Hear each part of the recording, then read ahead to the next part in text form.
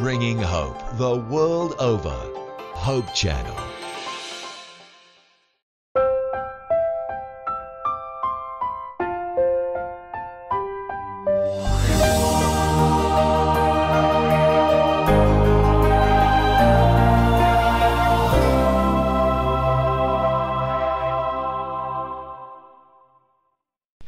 Isang mainit na pagbati po sa inyo lahat, mga minamahal po namin mga kaibigan. Kagalakan po namin ang muli po kayong makasama dito sa ating pag-aaral ng salita ng ating Panginoon. Ako pong muli ang inyong lingkod, Pastor Ben Casimiro, at sa ating po talakayan, muli na naman po natin makakasama si Pastor Jose Orbe Jr.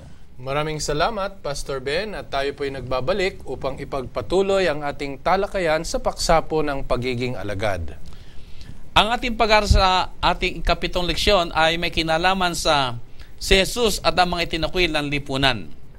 Sa pamamagitan po ng pag-aaral nito ay makikita po natin kung paano ang ating Panginoong Jesus ay nagbigay ng mga pagpapahalaga, pagrespeto sa mga kaibigan po natin na sabihin po natin na hindi naging maganda ang kanilang kapalaran o sila yung mga tinatawag na itinakwil ng lipunan. Gayun din, makita rin po natin ang panyaya ng ating Panginoon Jesus na tayo tumulad sa Kanya kung paano niyang pinakitunguhan ang mga taong ito ay inaanyayahan niya tayo gawin natin ang Kanya magandang halimbawa. Pero bago po tayo magpatuloy, tayo muna pong muli ay dadako sa ating pananalangin. Tayo po yumuko at tayo'y manalangin. Dakilang Diyos na lumalapit sa bawat isa na itinuturing ng sanlibutan ng mga itinakwil, ang iyong kahabagan ay sapat upang hanguin kami sa lusak ng kasalanan at na mapait na kahapon ng aming mga buhay. Isinasauli mo ang aming kasiglahan, binibigyan mo kami ng pag-asa. O Diyos, akayin mo kaming muli upang sa ganito ring paraan ay maibahagi namin ang pag-akay ng mga taong inaakala ng aming lipunan na itinakwil. Panginoong Diyos, ituro mo sa amin ang mga pamamaraan upang maging paraan kami ng kanilang pagbabalik sa inyo. Salamat, O Diyos, na ika'y nangako na kami iyong sasapatan sa aming pag-aaral sa pangalan ni Jesus. Amen. Amen. Pastor, napakaganda ng ating paksa, pero napakalaking hamon din ito sa atin. Ang panukala ng Panginoon, tayong lahat ay gagawa ng mga alagad. Ito'y kanyang atas na binigay sa atin. At sa atas na ito ay wala tayong pipiliin. At maging yung mga tinatawag na mga itinakwil ng lipunan ay atin din kailangan paroonan. At sila rin ay tinitingnan ng Panginoon na mayroong pag-asa sa buhay na walang hanggan. So, sino ba itong mga tinatawag na mga itinakwil ng lipunan o yung sa English social outcast? Alam mo, Pastor, ang paksang ito ng pagtalakay natin sa mga itinakwil ng lipunan ay hindi lamang maselan, kundi dapat makita natin ito na pangunahing bagay na dapat nating ipaglingkod sa mga taong ito. Kasi kakaiba dun sa mga tinalakay natin, hindi dali-dali itong nalaman no? Ito ay maaring mayaman, ito'y maaring mahirap, no? Pero hindi nangangahulugan na sila'y nakapag-aral ay hindi sila mapapabilang sa ganitong mga itinakwil ng lipunan. Isa-isahin natin, Pastor, merong 4 na pangunahing tinaguri ang mga itinakwil ng ating lipunan o itinatakwil ng ating lipunan. Yung una dito, Pastor, ay yung mga tinatawag na mga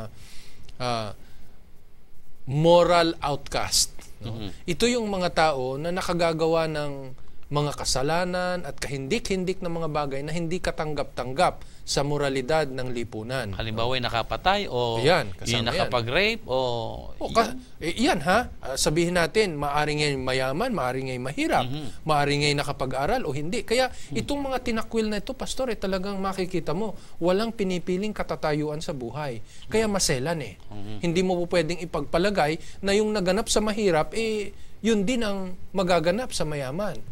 Sa nag-aral o hindi nakapag-aral, sa matanda o bata. Kaya mahalaga pong matukoy natin. Kasama dito sa mga moral outcast, yung yung mga nagbibigay ng kaaliwan na may kapalit na bayad, no? Kaaliwang sexual, no? Kasama yan dyan.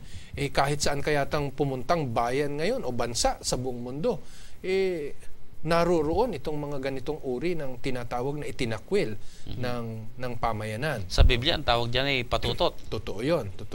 Kasama rin dito, Pastor, yung mga drug traffickers, so yung mga nasintensyahan na gumawa ng mga bagay na labag sa karapatan at masayang pamumuhay at maayos na pamumuhay ng mga tao. Yun. Ang ikalawa, Pastor, ay yun namang mga tinatawag na behavioral outcasts. No? Dito sa mga behavioral outcasts, napapabilang yung mga taong may kakaibang pananaw sa buhay. No? Kadalasan, makikita mo itong mga taong ito, ayaw makibilang sa marami. Ayaw ng mga sosyalan, ayaw ng pakikitungo sa kapwa, makikita mo sila nasa isang tabi. Kasama dito yung mga tinatawag na nerds, no?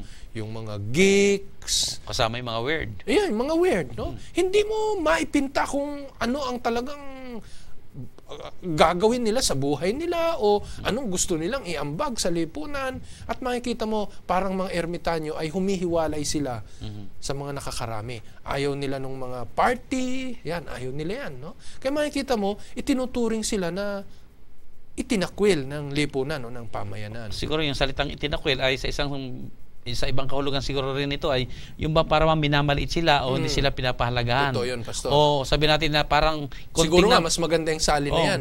Kung ano ba yung parang hindi sila pinapahalagahan, hindi pinapansin o sila minamaliit. At kasama dyan, no, meron tayong binanggit natin kanina, mga moral outcasts, no? Pangalawa, yung mga behavioral outcasts, at pangatlo, yung mga social outcasts, no?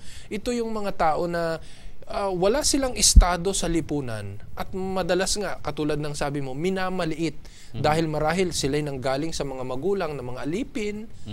Ito'y litaw na litaw sa mga lugar o bansa na merong caste system na tinatawag. Ano?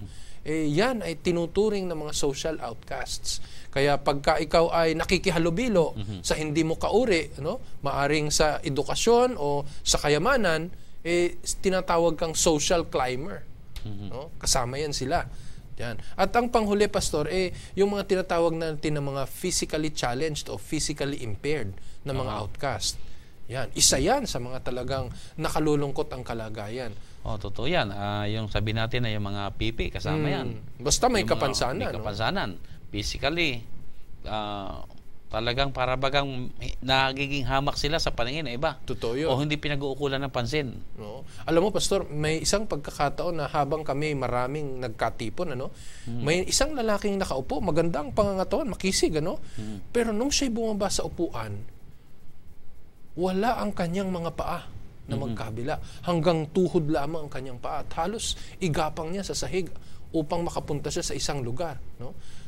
Kitang-kita mo yung mga mata ng nakapaligid na parang kakaiba ang pananaw. Kadalasan ito ay nakikintal sa isipan natin. Yung ganitong mga taong may kapansanan, kadalasan ay itinuturing natin na kakaiba at hindi dapat kahalubilo ng marami. Okay, sa ganitong mga eksena o sa ganitong kalagayan, paano natin nakita mula sa banal na kasulatan ang pakikitungo ng ating Panginoong Hesus sa kanila na mga tinatawag na mga itinakwil ang lipunan? Siguro, Pastor, batay sa layunin ng Panginoon sa kanyang pagparito, maliwanag na ang Panginoon ay dumating sa lupa hindi lamang iligtas ang makasalanan, kundi bigyan niya ng bagong pananaw, bagong buhay, bagong pag-asa ang mga taong itinuturing na walang kwenta o itinuturing na itinakwil, katulad nga ng sinabi mo. Pakinggan mo, Pastor, ang isang salaysay dito sa Isaias, no? Kapitulo 56. Magandang makita po natin at mabasa natin ito. Sisimulan ko po sa talatang 7 hanggang sa talatang 8. Sabi po dito ay, sila ay dadalhin ko sa aking banal na bundok at papagkakatuwain ko sila sa aking bahay na dalanginan. Ang kanilang mga handog na susunugin at ang kanilang mga hain ay tatanggapin sa aking dambana, sapagkat ang aking bahay ay tatawaging bahay na panalanginan para sa lahat ng mga bayan. Ang Panginoong Diyos na pumipisan ng mga itinapon sa Israel ay nagsasabi, magpipisan pa ako ng mga iba sa kanya bukod sa kanyang sarili na nangagpisan. Makikita mo, pipisanin ng Panginoon yung mga itinuring na itinapon, no, ng pamayanan o ng lipunan. At ito ang makikita mong ginanap ng Panginoon sa maraming pagkakataon sa kanyang ministeryo dito sa lupa. Kaya hangad ng Panginoon na bigyan sila ng bagong pag-asa, bagong buhay, bagong pananaw sa kabila na maaring manatili ang ganitong mga kalagayan. Napakaganda ng ating pag-aaral dahil sa paksa ng pagdidisipulo ay hindi tayo namimili. Totoo yun.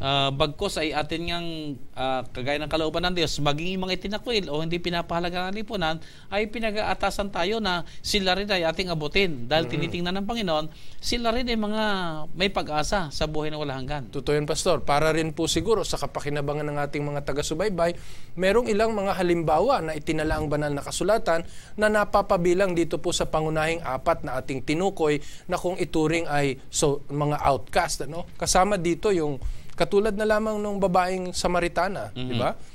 Ito ay mga itinuring na kabilang sa mga social, no? Gayon din sa moral at behavioral, no? Pero binigyan siya ng bagong pag-asa ng ating Panginoon. Isama mo na dyan, Pastor, yung isang babae na nahuli sa akto ng pangangalo niya.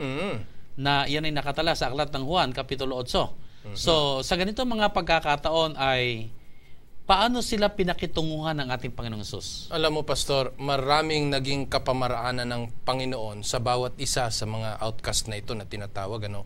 Pero pangkaraniwan na ginamit niyang pamamaraan para madali nating maalala, no, ay inilagay sa mga katagang nagpapasimula sa letrang S, L, R. No?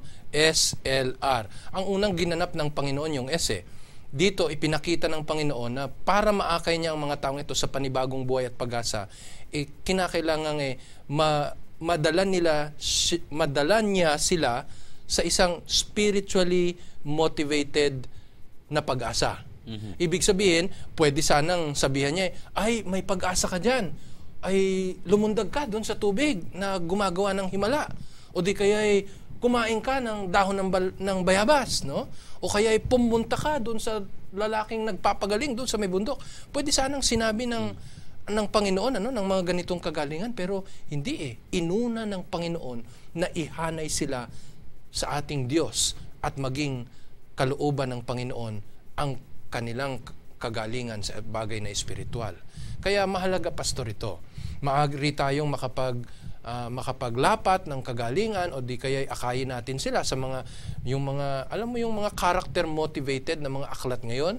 Sasabihin sa iyo para ikaw ay maging sanay na magsalita, no, at hindi mo isipin yung mga grammar, ng mga pagkakamali, ito ang aklat na basahin mo.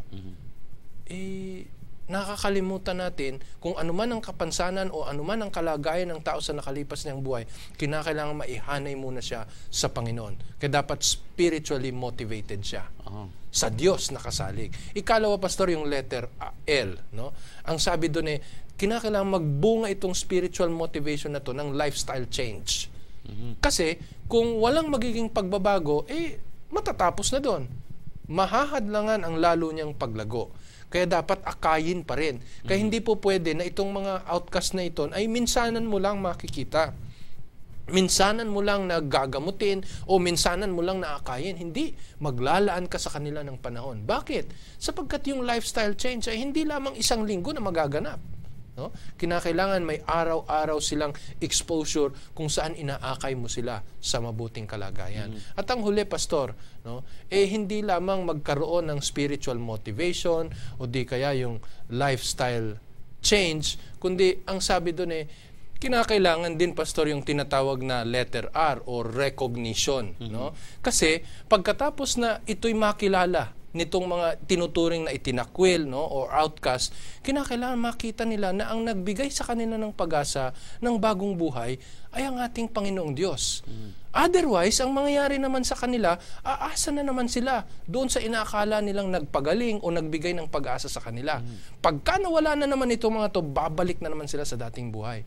Pero kay Kristo, pagka si Kristo ang kanilang kaibigan at na-recognize nila ito, nakilala nila ng tunay si Kristo, ito, magkakaroon ng patuloy na pagbabago sa kanilang buhay. Kaya kita mo, Pastor, doon sa mga pinagaling ng ating Panginoong Hesus, yung kanyang mga inakay, parating natatanong sila sino bang nagpagaling sa iyo? Di ba? Parati silang natatanong. At kinakailangan may mga pagkakataon na ito'y ibubunyag nila at meron namang mga pagkakataon na hindi na nararapat. So dapat tayo'y umaakay din na itong mga taong ito ay magkaroon ng pagkakilala sa Diyos na nagpapagaling sa kanila. SLR, spiritual motivation, lifestyle change, pagkatapos recognition of Christ. So, ibig sabihin ganito ginawa ng ating Panginoong Hesus, na pinukaw niya pati ang pag-asa ng tao, na sila'y merong na sila'y pwedeng maibalik ang relasyon sa Panginoon. Tama yun, Pastor. At dahil doon, ay naakay sila sa panibagong buhay. Totoo. At saka, Pastor, sa ating mga taga-subaybay, alalahanin po natin na itong mga tinatawag na outcast, social, behavioral, physically challenged, lahat ng mga outcast na ito ay sensitibo ang damdamin. Talagang balat sibuyas yan.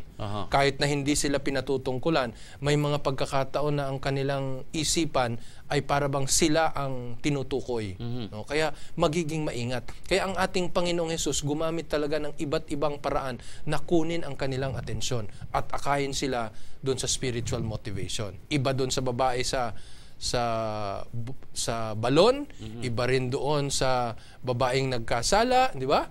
At iba't iba sa iba't ibang mga pagkakataon. So, iba't ibang kalagayan ay iba't ibang approach din ang ginagamit natin, Panginoon. Pero ang prinsipyo makita natin, sila itinuturo ng Panginoon pabalik sa relasyon sa ating Diyos. Amen. So, Pastor, meron pa sa ating pag-aaral ngayon dito sa Aklat ng Marcos Kapitulo 5. Dito makita naman natin yung kasaysayan na binanggit mo ito kanina, yung isang lalaki na nakatira doon sa sementeryo, na siya po ay nalihan ng masamang espiritu. Hindi lang isang masamang espiritu, kundi ang tawag dito ay isang pulutong ng mga masasamang espiritu ang lumukob sa kanya at siya ang lalaki ito pinalaya ng ating Panginoon sa ganong kalagayan. Now, ano yung tinuturo sa atin ng kwentong ito na may kinalaman sa paraan ng ating pakikitungo sa mga tao na nasa pinakamababang antas ng lipunan? Kagaya halimbawa nitong na devil possessed. Sa ating panahon siguro ngayon ay nakatira siya sa sementeryo, siguro sabihin natin na yung mga homeless. Paano sila pinakitunguhan ng ating Panginoon? Alam mo, Pastor, ang talagang nakita natin na kagandaan sa ating Panginoong Hesus, pinagpahalagahan niya itong mga taong ito. Kung sa atin pa ngayon, walang magaganap na pag-akay sa mga taong ito kung hindi talaga natin sila pagpapahalagahan. At isipin mo malaki ang ibinuwis ng ating Panginoong Hesus upang isauli ang mga taong ito. Kasi pagka nakitungo ka sa mga taong ito, bibilangin ka rin katulad nila Di ba? Kung ikay nakitungo sa baliw, marami yan sa lansangan, nakikita natin. Mga nagpapaipaikot ng buhok, tapos titingalang gayon, kung ano-ano. Isipin mo, pag yung pinakitunguhan mo, bibilangin ka rin ganon. Iba, sasabihin ng mga tao sa paligid mo, bakit mo kinakausap yan? Maintindihan ka ba na yan? Hindi. Pero ang Panginoon, nagpahalaga siya. Talagang makikita mo na meron siyang sincerity na ang mga taong ito ay kabilang sa mga pwedeng akayin niya sa pagiging alagad. At marahil hindi lamang niya basta tiningnan o pinahalagahan, kundi kanyang tiningnan kung paano sila'y mapalaya sa kanilang kaababang kalagayan at maakay patungo sa mas magandang kalagayan. Pastor, alam mo, hindi ko alam, wala tayong sapat na kaalaman, yung tinuturing nating specialization kung papaano nga ba dapat pakitungan itong mga taong ito. Pero isang bagay ang alam natin, sila'y mahal din ng Panginoon. Minsan ngayon na itatanong ko, Pastor, pag nakakita ako ng mga ganito, paano kayang tulong ang gagawin dyan? Kung ibabalik ba sila sa lugar na kung saan sila i-rehabilitate or anong pwede natin gawin bilang mga tao? Ito'y palaisipan sa akin Pero dumadating din sa aking pag-iisip, itong mga taong ito ay marahil, ano ba ito? May kaligtasan ba ito? Sa pagdating ng ating Panginoon, mayroon kayang puso ang Panginoon sa mga bagay na ito? Rhetorical yung question, Pastor. Pero alam natin na pinagpapahalagahan ng Panginoon ang mga ganitong tao. Ito nga siyang nakita natin sa ating Panginoon Sus. Basta nakita niya ang tao, regardless kung anong kanyang kalagayan, siya man ay may pinag-aralan o wala, siya man ay may kapansanan o wala, o kagaya ng atin na pag-aaralan ngayon na inalihan ng demonyo o sabi natin nasiraan ng ulo. Pero ang tingin ng Panginoong Hesus sa kanila, tao pa rin yan, na sila ay hangad niyang mailigtas at maialis sa kahabag-habag na kalagayan. So nandoon ngayon yung kanyang pagtrato ng pagbibigay ng pagmamahal, pagtitiwala, at marahil ito napakagandang gawin nating halimbawa na sa ating kapaligiran ay may makikita tayong mga ganito, mga tinatawag na itinakwil ng lipunan. Sana hindi natin sila basta baliwalain lamang, kundi kagaya ng ating Panginoon Hesus, isipin natin kung paano tayong makakatugon na sa anumang kaparaanan ay makatulong tayo sa kanila. Na magkaroon tayo ng mata na kagaya na sa ating Panginoon Hesus, na sila'y mapadamahan natin ng pagmamahal o ng pagmamalasakit, alang-alang na sila'y mga nilalang din ng ating Panginoon. Hindi ko alam sa karanasan mo, Pastor, pero itong leksyon natin ngayon nagbukas sa aking kaisipan na ano nga bang ginagawa ko para sa mga taong ito? Kasi sa totoo lang, wala akong karanasan na ako'y nakaakay ng ganitong kalagayan no? Pwede tayong makaakay ng mga pipi, nagkakaroon tayo ng ministeryo sa mga bulag, pero paano itong mga talagang yung bang nawala ng bait, no? Hindi ko alam Talagang doon mo makikita na pakikinggan mo ang gabay ng Panginoong Hesus, no? Kung paano ka dadalhin ang banal na espiritu upang maging makabuluhan pa ang mga buhay ng mga taong ito. Kinakailangan dito ng specialized ministry Hindi ito biro. Pero ang importante, pinagpapahalagan sila ng Panginoon. Nabanggit mo na rin lang yan. Sa ganitong mga pagkakataon talaga ay magkaroon tayo ng pananalangin talaga. Sabihin natin na, Panginoon, paano ba ako makakatulong? Ano bang pwede ko magawa? Maaring wala tayong karanasan kung paano tumulong sa kanila. Pero maaring meron tayong kakilala. Ang bottom line kasi dyan ay nandoon na yung ating concern.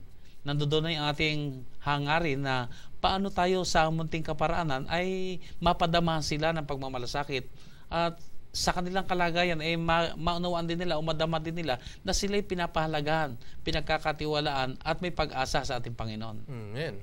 Amen. So dito pa sa ating pag-aral, Pastor, sa aklat ng Juan man, nabanggit mo rin kanina, no? Sa aklat ng Juan kapitulo 4 ay narito naman yung kwento ng tungkol sa babaeng Samaritana o yung babaeng naroon sa balon.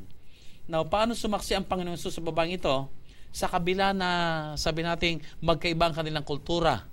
Meron silang mga kakaibang kultura na sabi natin bawal makipag-usap ang lalaki sa babae. Lalo tigit bawal na makipag-usap ang isang Hudyo sa isang Samaritana. So, may mga problemang humahadlang. Pero paano ito hinarap ng ating Panginoon? Pastor, kitang-kita, walang pasubali, tinawid ng Panginoon ang mga pagkakaiba-ibang ito na nadadama nila at nararanasan nila nung kapanahunan ng ating Panginoong Hesus. Alam mo, nakikita ko dito, Pastor, meron kaya tayo sa ating kapanahunan ngayon na tibay at lakas ng loob na tawirin din ang mga ganitong yung mga pagkakabahabahagi sa ating kalagitnaan upang magkaroon ng pagsasauli ang isang taong inaakala natin ay iniibig ng Panginoon at nais ng Panginoon na magkaroon ng pag-asa. Kasi kadalasan, pagka nakikita natin na compromise tayo, wala na Katulad na lang sa ating Panginoong Hesus na yon. Sa pakikipag-usap sa ganong babae, pwede na siyang ituring. No? Kung hindi man kabilang ng babae, ay isang lalaki na walang pinag-aralan din at wala ring pagpapahalaga sa kultura. At saka sa kanyang panahon, kung makita siya ng tao nakikipag-usap doon, para bagang bumababa ang kanyang pagkatao. Na siya ay para bagang wala na rin kwentang tao. Pero sa ugali ng ating Panginoon, pinakita niya na tinawid niya, yung binanggit mo nga, tinawid niya yung kulturang iba. Now, sa ating pinag-aaralan ngayon, ang tungkol sa mga itinakwil ng lipunan, nabanggit mo rin yung iba-ibang kategorya ng mga itinakwil na ito. Naroon din yung katanungan, paano natin tatawirin ang mga kategorya ngayon? Yung mga tinatawag natin social outcast, behavioral outcast. Paano natin ito tatawirin sa kaparaan ng maipapadama natin yung pagmamahal ng ating Panginoon Hesus sa kanila? Maganda nga, Pastor, na matukoy talaga natin ito, kasi baka inaakala natin na ang lahat ng mga bagay na ito at ang ating pakikipagkapwa-tao sa mga ganito na itinuturing na itinakwil ng lipunan o kaya mga tinatawag na physically challenged gayon-gayon na lamang, Ulitin natin sa ating pong mga taga-subaybay yung binanggit ko kanina na Kinakailangan akayin natin sila pabalik sa Panginoon or spiritual motivation. At ikalawa po, akayin natin sila sa pagbabago ng kanilang buhay or lifestyle change. At yung panghuli po ay akayin din natin sila upang makilala ang Panginoon or recognition of God. Dagdag dito, Pastor, merong ilang mga bagay na hindi natin dapat gawin. No? Hindi dahil na ganito ang kanilang kalagayan ay malaya tayong makagagawa ng anumang maaring makasakit sa kanila o makapagpasira ng kanilang kalooban. Ibig sabihin, maging sensitive tayo sa kanilang kalagayan. Tama yun, Pastor.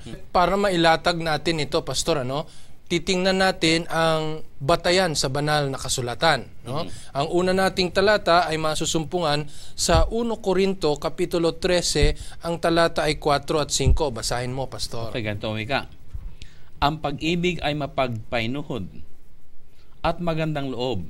Ang pag-ibig ay hindi nananaghili. Ang pag-ibig ay hindi nagmamapuri. Hindi mapagpalalo. Hindi nag-uugaling mahalay. Hindi hinahanap ang kanyang sarili. Hindi nayayamot. Hindi inaalumana ang masama. Kaya kita mo, Pastor, ang batayan ng ating pakikitungo sa mga ganitong tao na itinuturing ng lipunan na itinakwil o inutil o may kapansanan, anuman, ay ang batayan ng pag-ibig. Hindi natin hahanapin ang ating mga sarili, kundi papaano natin maipagkakaloob ang pag-ibig na ito. Yan ay makikita sa ating pananalita, sa ating mga gawa. Lahat yan dapat nakabatay sa pag-ibig para sa mga taong ito. Ibig sabihin sa ganito mga karanasan, ay ihanda na natin ating isipan na tayo may extra mile na gagawin. Totoo yun, Pastor, kasi nga palibhasa itinuring sila ng mga may kapansanan o di kaya ay mga walang halaga sa lipunan o inutil, minsan napagsasamantalahan natin sila. Maaring wala tayong pagpapahalaga sa kanila at tayo'y madaling mairita o di kaya naman naisip natin wala naman silang sariling pag-iisip. Kaya nagiging mahalay tayo o inaabuso natin sila. Ito ang mapanganib, Pastor. Sa isa pang talata, sundan natin dito sa Kawikaan, Kapitulo 13, ang talata naman ay 12. Ganito ang wika. Ang pag-asa na nagluluwat ay nagpapasakit ng puso. Ngunit pagka ang nasa ay dumarating, ay punong kahoy ng buhay. Kaya kita mo, Pastor, ang dapat sa atin na kumakalinga sa kanila, hindi natin pinapatay yung pag-asa. Kasi yun ang nagpapasakit ng puso nila at dakong huli, masisiraan sila ng loob. Diba? Kaya yung isang, yung marahil ay nabuhay sa kasalanan ng nagbibigay ng aliw na may bayad, huwag nating sasabihin sa kanila na katulad ka rin ng nanay mo o ano pa bang maigi sa buhay mo, malungkot yun na ganung karanasan. So sa dalawang bagay na ito, Pastor, ulitin ko, makikitungo tayo ng may pag-ibig at hindi natin papatayin ng pag-asa, lalo nating pagniningasin ang kanilang pag-asa. At Pastor, sa ating leksyon na yun talaga idinidiin, ang ating Panginoong Sus hindi nagbitaw ng mga salita na maaring makadiscourage. Totoo yun. Manaka pa ang kanyang mga salitang binibitiwan ay yung maaring makapagbigay ng pag-asa. Tama. So simulan natin, Pastor, ang una na hindi natin dapat gawin sa mga taong ito, ang sabi ay huwag natin silang kagagalitan. Hindi natin sinasabi na wala tayong pagkamuhi sa kasalanan sa bagay na ito, kundi maging sensitibo tayo. Kung mas mainam na sa halip na tayo magalit, ibigay na natin sa kanila yung wasto at nararapat na gawin. Katulad halimbawa, ito ay pilay o kaya ay yung may Down syndrome, sa halip na kagalitan natin, parati ka na lang ganyan. Di ituro na natin kung ano yung dapat. Guilty ako dito, Pastor, Kahit nga yung walang kapansanan, maikli ang pasensya natin, hindi mabuti. Kaya una, huwag natin silang kagagalitan. Dapat mahaba ang ating pasensya sa kanila. Ikalawa, Pastor, ang sabi doon huwag natin silang pupulaan, do not criticize, kasi minsan minamaliit natin sila dahil ganito ang kalagayan nila o may kapansanan sila o kaya naman ang kanilang kaisipan ay hindi wasto, at nangyayari minamaliit natin yung pupwede nilang magawa pa. Dapat kinukultivate natin, sinisikap natin na sila'y magkaroon ng kaisipan na may magagawa pa sila tungo sa kanilang paglago pa. Tama yun. At hindi parang lalo pa silang naididiin sa kanilang abang kalagayan. Kahit nga bata, hindi ba? Kahit maayos ang pag-iisip, pagka puro pula ang ginagawa mo, nakakasira din ito ng kanilang moral. Pero pastor, talaga nakita ko diyan ang punto pa rin talaga rito yung pananaw natin sa kanila. Totoo yung yun. pag-iisip natin sa kanila. Kasi halimbawa kagaya ko, kahit anong sabi mong mali ginawa ng tao, pero pag tinignan mo yung tao na marangal at alam mo ginagalang mo, hindi mo makuha magalit Totoo yun. Kahit ka galit na, kahit gusto mo magbitaw na ng salita, pero pag nanalita ka pa rin na mahinahon. Bakit? Kasi ang pag-isip mo, kinikilala mo siya, mataas na tao yan. Pero pagka naman itong maliit lang na tao, ay parang konting pagkakamali lang, para bagang gusto mo na pagbuhusan ng galit at laitin na sila, hamakin. Kaya maganda talaga na sa mga binitawan mong salita, Pastor, maalala natin na kahit na ganun ang naging kalagayan nila, may anghel ang ating Panginoon na nag-iingat sa kanila. Kaya magiging maingat din tayo sa pakikitungo sa kanila. At sila nga actually nangangailangan ng espesyal na pagkalinga, espesyal na pagmamahal. So sa halip na pulaan, ang mainam pong gawin para sa ating pong mga taga-subaybay, ipakita po natin kung paano gagawing wasto.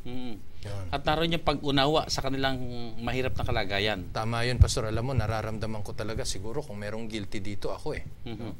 Dahil minsan maikli ang ating pasensya sa mga ganitong bagay. Kahabagan tayo ng Panginoon. Pero itong isang bagay na hindi natin dapat gawin sa mga taong itinuturing na itinakwil ng lipunan. At napakabuti ng Panginoon dahil ito nga ang kanyang panukala na tayo lahat ay lumago.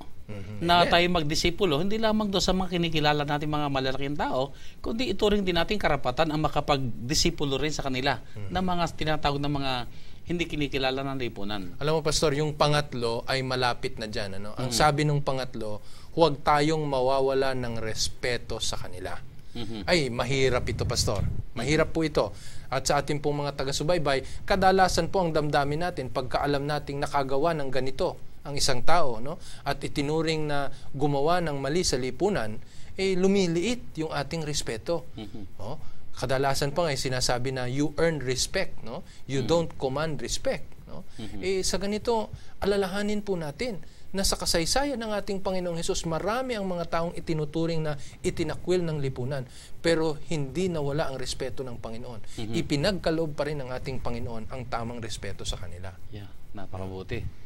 Alam mo, Pastor, mayroon ako isang napanood na pelikula, no? Yung nanay niya ay nagkaroon ng Alzheimer. Ay di yung kanyang mga lipsticks at mga yung kagamitan sa mukha ay parang bata kasi yun, ginalaw-gilaw. Ay di nung makita ng bata ay alam niya mamahalin yon, nasigawan niya yung kanyang nanay. Pero mabuti lang pinalalahanan siya at sinabihan siya na unawain mo, wala siya sa kanyang sariling katinuan at magulang mo pa rin yan. Tama alam mo, umiyak yung bata at humingi siya ng sorry dahil naunawaan niya na iba yung kalagayan at ang respeto hindi dapat mawala sa kabila ng maling ginawa ng kanyang nanay na alam naman niyang hindi rin alam ng nanay niya ang kanyang ginagawa. Totoo yun. At alam so mo, kung magkakaroon tayo ng ganitong pananaw na extra mile tayo sa mga taong ito na talagang sabihin natin dumadaan sa mga mabibigat na karansan din, ay higit nilang kailangan ng pangunawa at pagmamahal. At alam mo, Pastor, kahit na ganun ang kalagayan nila o yung mga itinuturing na itinakwil, may damdamin sila at dumadating sa panahon na naiisip nila to at nadadaman nila. Sana sa mga puntong yun na madalang mangyari sa buhay nila, nakagawa tayo ng mabuti. Yan. Yeah. So, yung ika-apat, Pastor, ang sabi dito huwag natin silang pahihirapan ng hindi kinakailangan, no? Kasi minsan pagka naiisip na nga nating bulag, lalo pa nating pinahihirapan. Inilalayo natin yung kailangan nila o may inilalagay tayo na para sila'y matisod. At alam mo, kadalasan, ginagawa pa nating katatawanan ang kanilang mga kalagayan.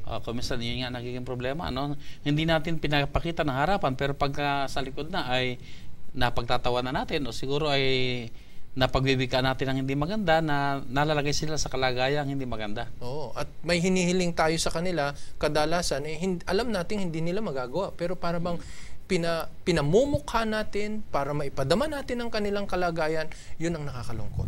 Nakakalungkot yun. Panglima, Pastor, ang sabi dito sa ganung paraan dapat madala natin sila sa isang pag-asa na magbubuhay ng kalooban nila. Huwag natin silang pagwiwikaan ng mga salitang makasisira ng kanilang kalooban. Na sila maaaring ma-discourage. At ganito nga ginawa ng ating Panginoon Sus, na salita magbitiw siya ng salita na maaaring makapagpahina, ay ang kanyang binibitiwang pang salita, yung maaring mapalakas pa ang kanilang pag-asa Totoo at yun, pagtitiwala sa kanilang sarili. Alam mo, Pastor, itong mga binanggit nating 5 na ito, no, na dapat gawin o hindi dapat nating gawin sa kanila, kung tutusin wala tayong magagawa sa kanilang kalagayan. Bakit? Matatanggal mo ba yung mapait na nakalipas ng isang babae na nakapagbibigay ng kaaliwan sa pamamagitan ng may kapalit na bayad? No? Hindi mo na may babalik ang nakalipas niya. Yung may Down syndrome, may babalik mo ba ang kalagayan nun? Wala. Wala kang magagawa doon. Yung mga nerd, yung mga tinatawag natin weird, no? May magagawa ka ba dyan? Wala kang magagawa dyan. Pero may maiaambag tayo upang madama nila na mayroong Diyos na makapangyarihan sa lahat. At marahil ay tayo ang kamay ng Panginoon para abutin sila. Totoo yun. At Pastor. maaari rin namang hindi sila naniniwala sa Diyos, pero sa pamamagitan ng ating magandang pakikitungo, ay magkaroon sila ng pag-unawa na tayo ay mga kinatawan ng Diyos. Tama, Pastor. Kaya pagka meron pong mga ministeryo ang ating mga iglesia, no, na kumakalinga sa mga, sabihin natin na yung mga mentally ill, no, o di kaya sabihin natin yung mga nasa leprosarium, no, ito yung mga tinuturing na minsan outcast talaga, no? Pero dapat makita natin na tayo'y kinakasangkapan ng Panginoon na kanyang maging kamay, kanyang maging mga paa, kanyang maging puso, kanyang maging mata, kanyang maging mga salita upang ang mga taong ito minsan pang makadama ng kanyang kalinga. Yeah, Pastor, ako ito, dahil kanina lamang ay mayroon lumapit sa akin na nagpapanukala sila mag-organize ng isang ministry para sa mga ganito mga kalagayang may diferensya sa pag-iisip. Ang sabi ko, sige, yan ay hayaan nyo maging kamay kayo ng Panginoon para ipadama sa kanila na sila man ay may mahal ng Panginoon. Totoo yun. Kasi alam mo, Pastor, madaling magkakilala itong mga ito no? Minsan may natulungan kang halimbawa, isang pipi, naakay mo sa church. Sa susunod, pipi ang mga yan, pero nadami sila. Paano nila ibinabahagi yan? Kaya kita mo, hindi maikli ang kamay ng Panginoon upang gamitin tayo na kasangkapan ng paglalapit ng mga taong ito. Siguro, Pastor, makakatulong din na mailagay natin ating sarili sa kanilang kalagayan. Kasi alam mo, minsan ay meron kaming inanyayang bisita na ipinakilala niya, merong tayo napakagaling na speaker. Pagkatapos sa video na lamang niya ipinakita, pero walang sounds. Ay di mga tao nagsasabi, sounds, walang madinig nagpaliwanag ngayon yung nagpalabas ng pelikula, sinabi niya na ganyan ang kalagayan ng sa mga pipi. Na kiganda-ganda ng sabi natin kiganda-ganda pero napapanood nila pero wala silang madinig. So walang kwenta. So ngayon naunawaan nyo ang kanilang kalagayan. So naisip po tuloy na ba't hindi natin isipin kung tayo nasa kanilang kalagayan, ano kaya ang ina-expect natin? At anong ginugusto natin gawin sa atin? Yun. Ang pinakamaganda. So ilagay natin ang sarili natin sa kanilang kalagayan. Ang kailangan nila ay hindi yung papagalitan nga, kagaya ng binanggit mo, no? Ang kailangan nila pag-unawa, ang kailangan nila ay extra pagmamahal. Dahil alam din nila yung kalagayan nila At kung minsan masakit din na naiisip din nila sila pabigat na. Yan. Ay mahirap yung ganung kalagayan. So, sa ganitong pagkakataon, magpasalamat na lang tayo sa Panginoon na tayo yung nagkaroon ng karapatang umunawa kaysa tayo yung unawain. At tayo'y makatulong, salip na tayo yung tutulungan. Isa pa, Pastor, gusto rin nating sabihin sa ating mga taga-subaybay, madalas, pagka tayo nilagay sa ganitong katatayuan, wala tayong magagawa sa kanilang baguhin ang kanilang kalagayan. Pero sabi nga, magagamit tayo ng ating Panginoong Diyos. Okay, maraming salamat, Pastor. Napakaganda. At sana po ay ang ating mga tagapakinig ay napag-ukulan natin ng pansin na meron tayong magagawa sa ikabubuti nito mga tinatawag na mga less fortunate o yung mga minamaliit ng lipunan. Pastor, sa aklat ng Hosea, Kapitulo 6, talatang 6, ganito wika, sapagkat ako'y nagnanasa ng kaawaan at hindi hain, at ng pagkakilala sa Diyos higit kaysa mga handog na susunugin. So ito'y ginamit ng ating Panginoon Jesus to siya narito sa lupa. Anong ibig niyan sabihin dito? Alam mo kasi, Pastor, tayong mga tao, posible na ginagawa natin yung mga ritual at hinihiling ng kautusan, pero nagkukulang tayo dito sa kaawaan, kahabagan sa mga taong dapat kinakalinga natin at tinutukoy ng ating Panginoon na kanyang mga kapatid. Kaya maaring malaki ang naiaambag mo na handog sa gawain ng church o di kaya ay sinasabi mong nakapag-donate ka o nakapagbibigay ka ng ibang mga bagay para sa mga may kapansanan na ito o di kaya naman ay para sa mga tinuturing na inutil o tinakwil ng lipunan. Pero wala kang personal involvement. Yung wala ka mismong nagaganap na nasasanay mo ang iyong puso na maging puso ng ating Panginoon para sa mga taong ito, may kakulangan, Pastor. So, ibig sabihin, kailangan pahayag talaga yung concern o yung pagmamahal o Gawin mo. pagmamalasakit. Gawin mo. Okay. Hindi lang pa ba pwedeng salita lang. Okay, so ipakita. At maging mabuting halimbawa tayo sa paroonan talaga natin at gawan talaga natin sila mabuti. Kasi pwedeng may pera ka na sobra na mabibigay mo no? Pero unless na nadadama mo, katulad nga ng kwento mo kanina, unless na nadarama mo, hindi ka magkakaroon ng pasanin para sa kanila katulad ng ating Panginoong Hesus. Okay. Maraming salamat, Pastor. Dito sa ating leksyon ay merong napakagandang halaw na ating mababasa sa aklat ng Ministry of Healing, pages 164 at 165. Marahil ay aking babasahin at ito ay napakaganda na makakatulong sa atin. Ganito ang wika. Ang mga nagkasala ay dapat maakay na madamang hindi pahuli para sa kanila na maging tao. Pinarangalan ni Jesus ang tao ng kanyang pagtitiwala at sa gayon ay inilagay siya sa kanyang karangalan. Kahit pa yung pinakamababa ang pagkakalaglag, ay pinakitunguhan niya ng may paggalang.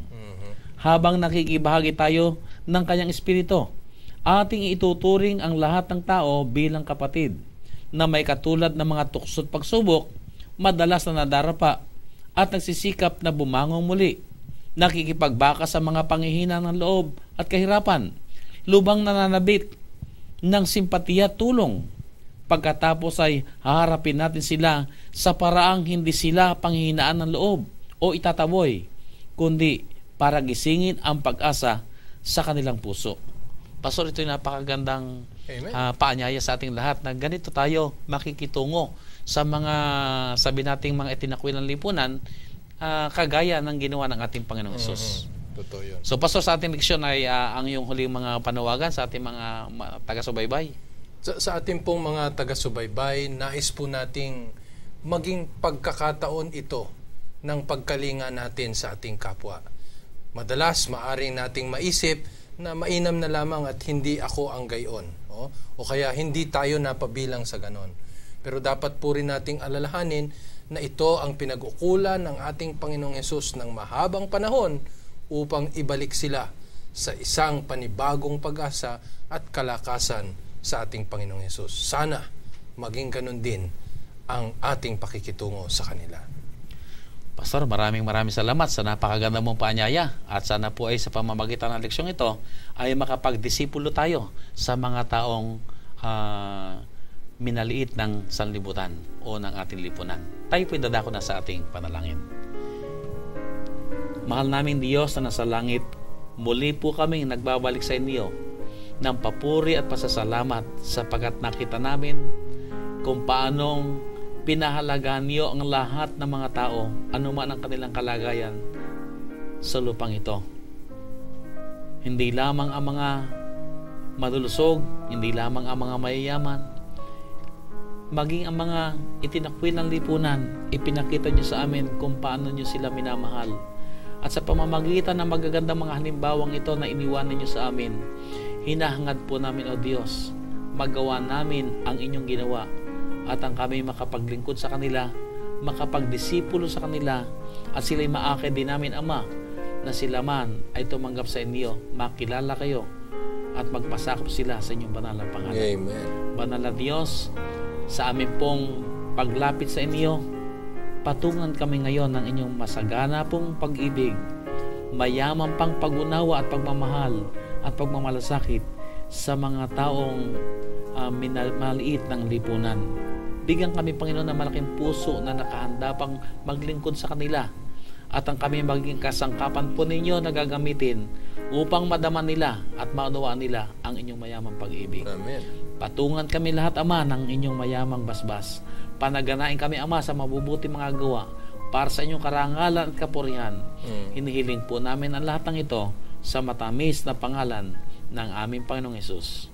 Amen. Amen. Amen. Maraming salamat po sa inyo lahat, mga minamahal po namin mga taga-subaybay. Sana po sa pamamagitan ng ating aral nito, ng pag-aaral nito ay tayo po ay nakinabang at tayo po ay patuloy na maakay sa lalong pagtulad sa mga gawa at halimbawa na iniwan sa atin ng ating Panginoong Hesus. Maraming salamat po sa inyong lahat at pagpalain kayo ng ating dakilang Diyos.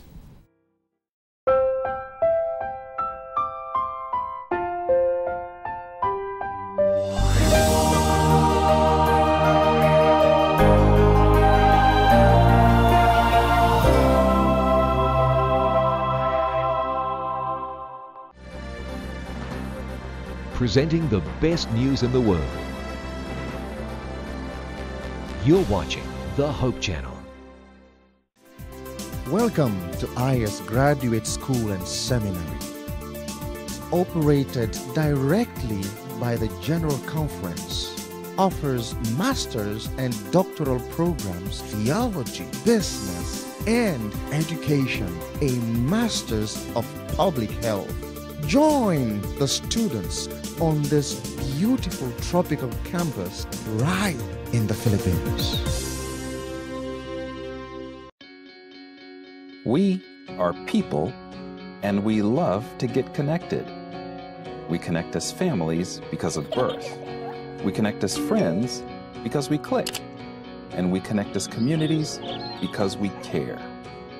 Seventh-day Adventists are people who connect in communities called congregations, which in turn connect to form conferences, who connect together to form unions, divisions, and the General Conference. Why do we connect? It starts with a connection to the Creator, who invites us on a spiritual journey. When we journey together, we can help each other along the way. This journey is a journey of a lifetime. And as we learn and grow, life becomes filled with meaning and purpose. Our greatest joy is in helping others along the way. Wherever you are on your journey, we believe that we have something to offer that can make your life more whole. So the next time you see a Seventh-day Adventist, remember, you're not looking at someone who stands alone. They are connected to a world church that has 18 million members, gathered in 13 divisions, comprised of 122 unions, formed by 600 conferences, serving in 140,000 congregations in 208 countries, who worship in 924 languages, and they all want to connect with you.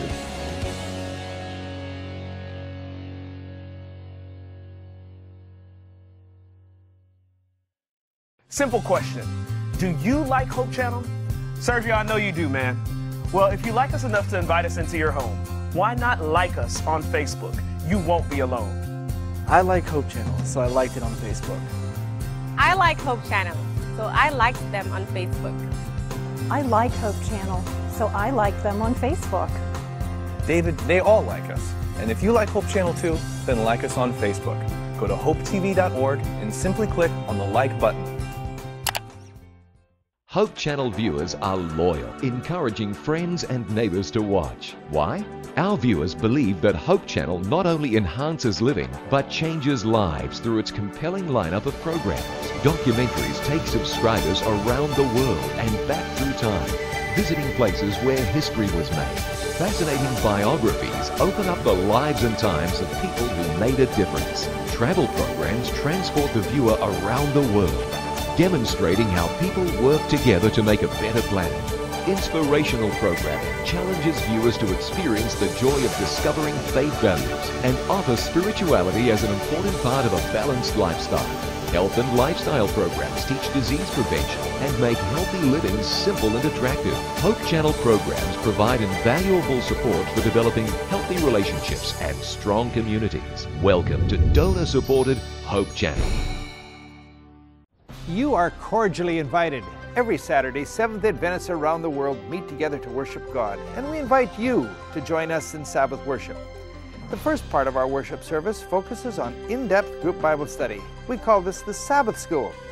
The Divine Worship service features the Bible preaching service led by the pastor or a local elder. The entire service features prayer, enthusiastic singing, music, and fellowship. We extend a warm invitation for you to join us.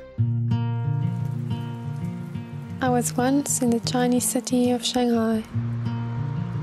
It was a rainy day as I looked out from my 10th floor hotel window. Beneath me, colorful umbrellas without legs were scurrying to and fro. Where were they coming from? Where were they going? Under each umbrella I imagined a father, a mother, a grandfather. Did they know about Jesus? I'm not sure, but I'm glad Jesus knows about them.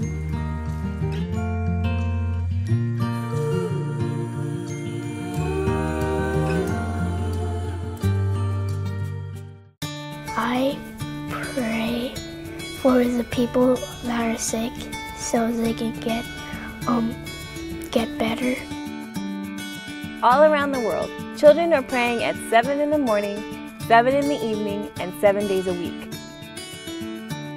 I pray for everybody in Haiti that does not have a home. Join the movement in your family today. 777 Prayer Kids.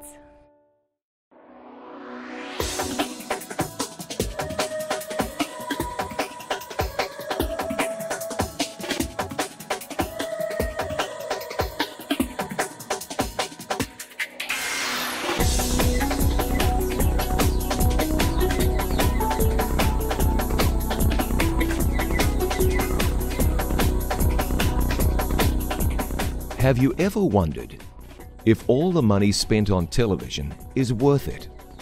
How much impact can a television program really have? In the early 1970s, Pastor Henry Feyerabend was invited to work with the Portuguese-speaking community in Toronto, Canada. There were approximately 250,000 Portuguese-speaking people in that city, and at that time, there was no Adventist presence among them. God impressed Pastor Feyerabend to create a television program to reach this group. TV stations at that time did not focus on multicultural programming, and it was nearly impossible to get television airtime. But after much persistence, Pastor Feyerabend met a man that had purchased half an hour on television.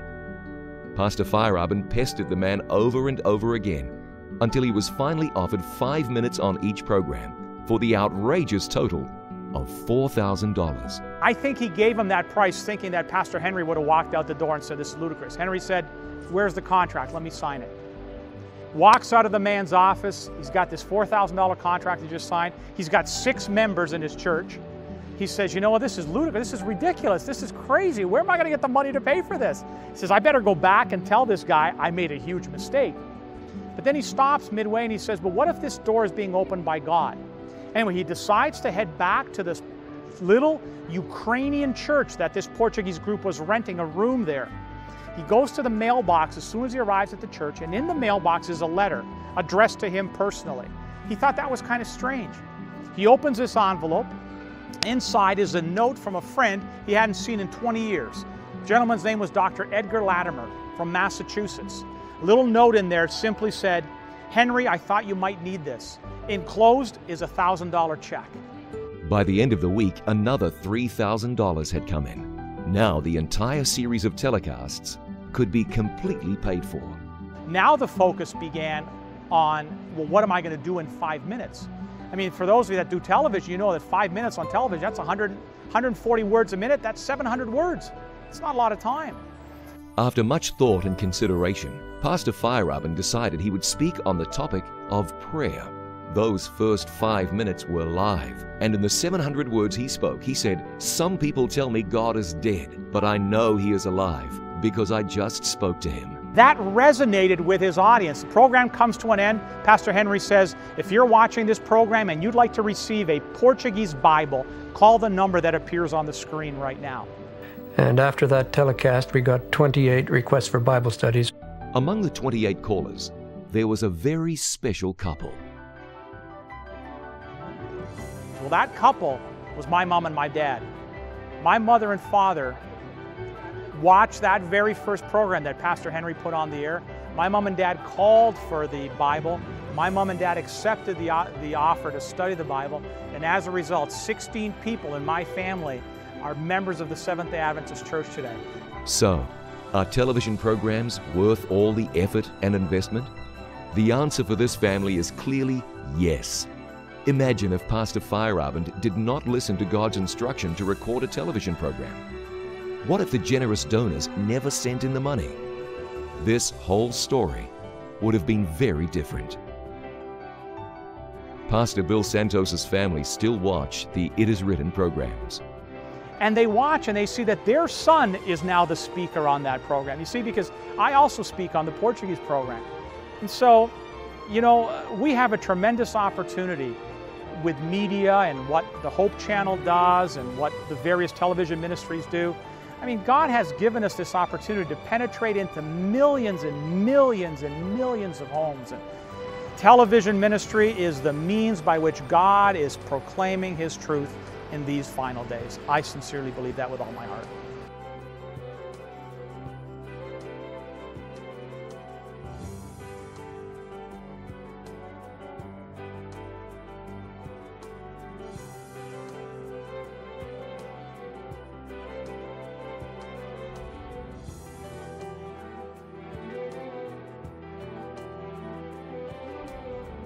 When I go to sleep, I pray for Jesus to help me not to have bad dreams.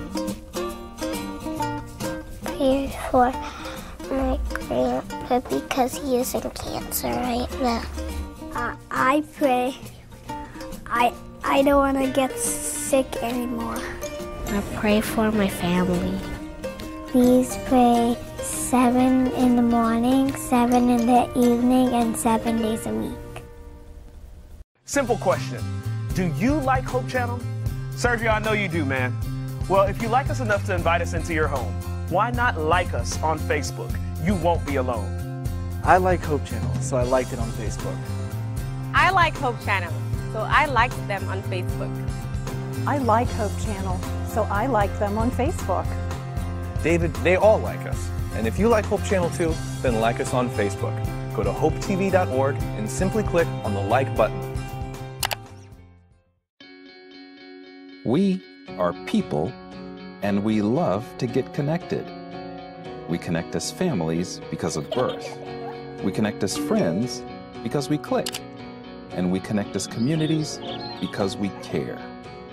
Seventh-day Adventists are people who connect in communities called congregations, which in turn connect to form conferences, who connect together to form unions, divisions, and the General Conference. Why do we connect? It starts with a connection to the Creator, who invites us on a spiritual journey. When we journey together, we can help each other along the way. This journey is a journey of a lifetime, and as we learn and grow, life becomes filled with meaning and purpose. Our greatest joy is in helping others along the way. Wherever you are on your journey, we believe that we have something to offer that can make your life more whole. So the next time you see a Seventh-day Adventist, remember, you're not looking at someone who stands alone. They are connected to a world church that has 18 million members, gathered in 13 divisions, comprised of 122 unions, formed by 600 conferences, serving in 140,000 congregations in 208 countries, who worship in 924 languages, and they all want to connect with you.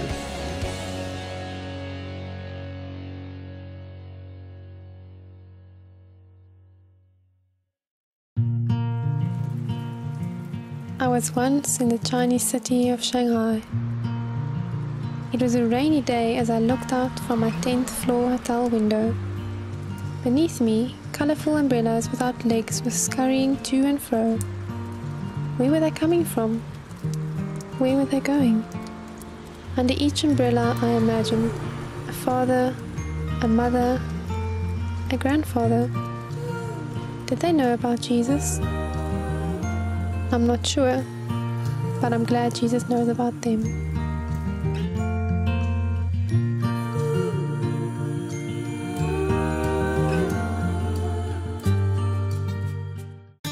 I pray for the people that are sick so they can get better. All around the world, children are praying at 7 in the morning, 7 in the evening, and 7 days a week. I pray for everybody in Haiti that does not have a home. Join the movement in your family today. 777 Prayer Kids. Presenting the best news in the world. You're watching the Hope Channel.